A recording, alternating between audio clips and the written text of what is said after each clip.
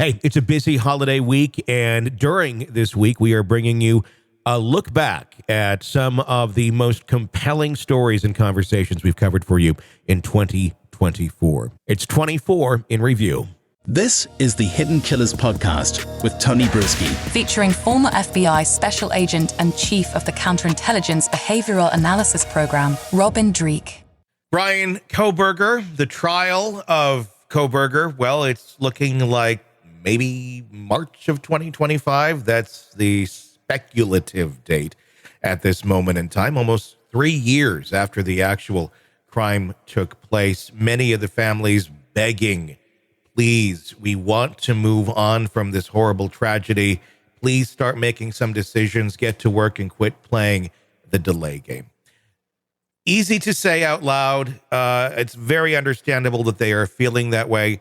But are they really playing the delay game, or is this, it's a very high-profile murder trial. There's a man's life literally at stake here.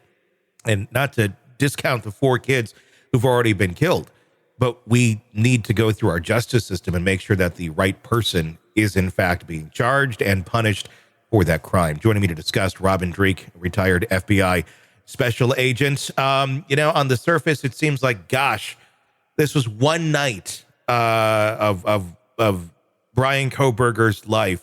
Why does it take 3 years to come up with a story of what was going on if you had nothing to hide? Right. Yeah, you'd like to know that question, wouldn't we? Yeah. You wouldn't think so, and we don't have any other things that are popping up that are pointing it in any other direction.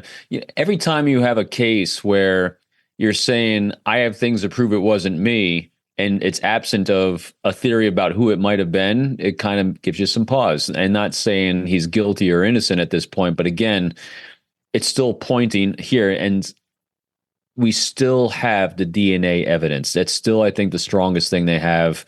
The delay, I understand. It's such another dichotomy that we try to balance in these horrific cases is justice and moving on for the families, which are the only victims left. Yeah. And you need to take care of those victims, and do the best you can to help them move on and start feeling whole again, which they never will. And doing right by the justice system. If he's innocent, he's innocent. If he's guilty, he's guilty. And I understand the judge's arguments of not wanting to make a misstep, especially when it's an execution, that we're looking at here, for Kohberger, if he's convicted, the death sentence. So you want to have it done the right way. The gut feeling in me, which is most of the time wrong, but the intuition we have when we see these things is the judge being intimidated by this high-powered defense lawyer who we would all agree, if we knew any of our loved ones or friends in trouble, we want her to defend them because she's doing such a fantastic job. Yeah. Lot at play here. There's a lot at play.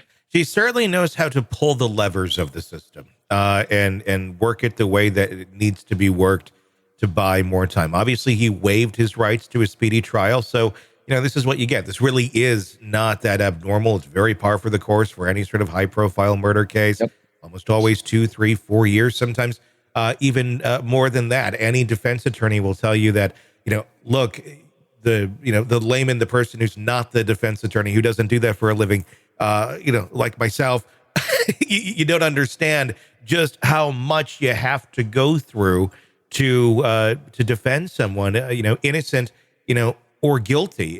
But it is mind-boggling. It really is, because it really does feel like it just reflects, to me, I would say, guilt. If you need that much time to come up with the alibi, where an innocent person, if you really truly didn't do this, I would, especially in today's day and age, you would have ways of showing where you were pretty clearly. There's supposedly that the alibi or an individual rather that knows exactly where he was, or at least that's what they've been saying. The alibi witness as claimed.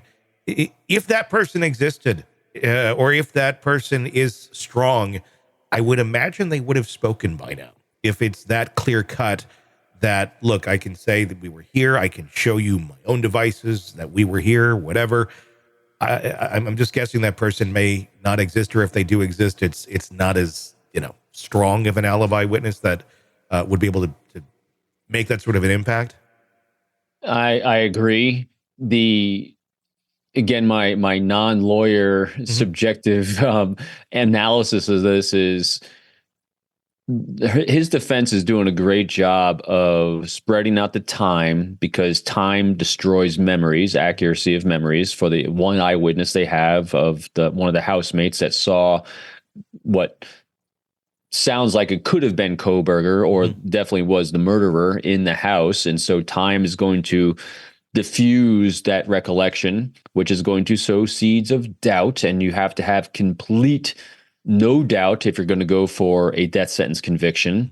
And then if you have spread out that time, it gives defense longer to keep fishing for just the right expert to refute the genetics that was done and how they're done. And so even if then the alibi falls apart and you're sowing seeds of doubt in at least one juror because of the diffusion and some seeds of doubt in the genetics, the genetics and the reading of it, is that enough to save a life? And I think that's what the gamble here is. Because think about this, Kohberger has nothing to lose and everything to gain by this. And so, yeah, it's rough. He does. And he's got a lot of finances from taxpayers to defend him. And that, I think, is another part that, angers everyone, especially if he's guilty. Yeah. It's how many millions of dollars are going into the defense of this man. But again, that's our system. That's how it works. We want to make sure that we have the right person. And yeah, we think it's long right now. One misstep, one bad move by an attorney that discredits something or changes something, reset the clock back to 2 years ago. And that's why it will take this long. Very fascinating. We'll be watching the motions, as there'll be plenty more as we inch forward, piece by piece. Yeah, no doubt. And like you said, the appeal process in a case like this would take decades if there is a misstep. And so the little bit of delay now to ensure we're not dealing with decades of even more taxpayer money if he is guilty. Want to listen ad-free? Want advance access to all of our interviews before anyone else? Become a True Crime Today Premium Plus subscriber on Apple Podcasts. You get every episode commercial-free, so you can binge on true crime until you can binge no more. Search True Crime Today Premium Plus on Apple Podcasts now, or go to our podcast page and sign up now. More of the Hidden Killers podcast next.